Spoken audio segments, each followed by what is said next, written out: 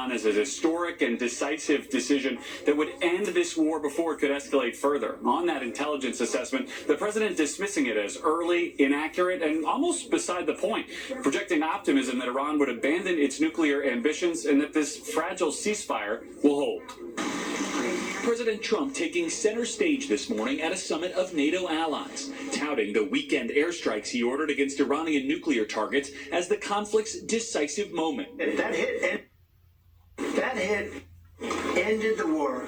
And assessing the fragile ceasefire forged between Iran and Israel since, still seemingly holding today, after a phone call the president made from Air Force One to Israel's prime minister Tuesday, urging him to call off a planned airstrike. And they brought the planes back, and it was a great thing, and it's going very well. The president also pushing back hard against an initial assessment by the Defense Intelligence Agency that U.S. airstrikes on 3 Iranian nuclear sites were less effective than the administration has claimed, setting back Iran's nuclear program by only 3 to 6 months, according to 3 people with knowledge of the report. They really don't know. I think Israel's going to be telling us very soon. We hear it was obliteration. It was a virtual obliteration. Trump arguing the Iranians will have no appetite for continuing their nuclear program after a bruising 12-day war. I don't think they'll ever do it again. I mean, they just went through hell. I think they've had it. The last thing they want to do is enrich. Leaving the White House, the president also flashing frustration at both Israel and Iran for testing the tenuous ceasefire. We basically have 2 countries that have been fighting so long and so hard that they don't know what the they're doing. The president arriving in the Netherlands late Tuesday for a NATO summit that will see him in Europe for less than 24 hours. Here in the Netherlands, the president's attention will be divided, with the summit set to focus on increasing allies' defense spending, a longtime Trump priority, and Russia's ongoing war in Ukraine. Trump expected to meet with Ukraine's President Zelensky here today, after canceling a planned sit-down at last week's G7, flying home early instead to address the Middle East crisis. Well, we'll discuss the obvious. We'll discuss his difficulties. He's got a little difficulty. So, meanwhile, Gary, back here in the U.S., as you know, there's been a lot of fear, concern, worry over those possible sleeper cells spread around the country. And we've started to see some arrests related to that. What more can you tell us?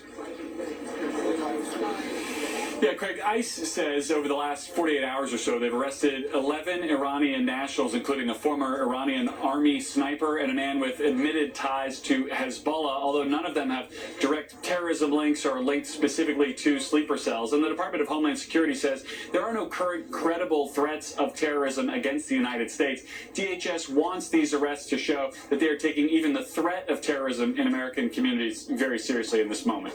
Craig? All right, our senior White House correspondent, Garrett Haight, traveling with the president. Garrett, thank you. Now, meantime, this fragile ceasefire between Israel and Iran appears to be holding this morning. NBC's chief foreign correspondent Richard Engel is in Tel Aviv with that part of the story. So, Richard, is there a sense that this ceasefire will stick? A sense, I'm not sure, but there is certainly that hope, and people here in Israel are acting as if. So as soon as the ceasefire went into place, the Israeli government lifted a semi-state of emergency that had been put in place here. So Israelis are not required to stay in their homes, not required to stay near bunkers. Schools are back open. Cafes and restaurants are open. People are out on the streets. The beaches here in Tel Aviv also back open. And in Tehran, there have been victory celebrations, even though Iran's military and its nuclear program were badly damaged. People in Iran are saying the fact that they were attacked by the joint force of Israel and the United States, and the government is still standing, is in itself a kind of victory. Richard, as you know, there are all these questions over how much damage was actually done in Iran. Is there a timeline for when we'll know more about that? And that is why I was hesitating with the first answer. There is people are acting here to take advantage of this moment, to go out in both countries and appreciate the freedom that they have.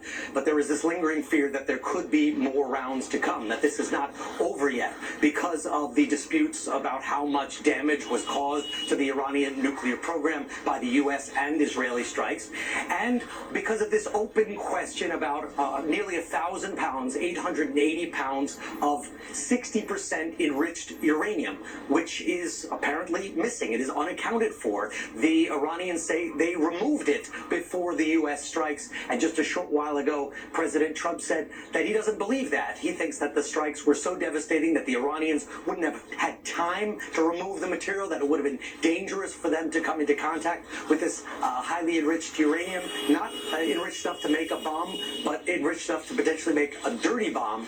And but there are other reports that say that this is still a lingering concern, and so Israelis and Iranians, I think, are taking advantage of this period of calm, not knowing how long it's going to last. Yeah, certainly a lot of questions as this continues. Richard, thank you.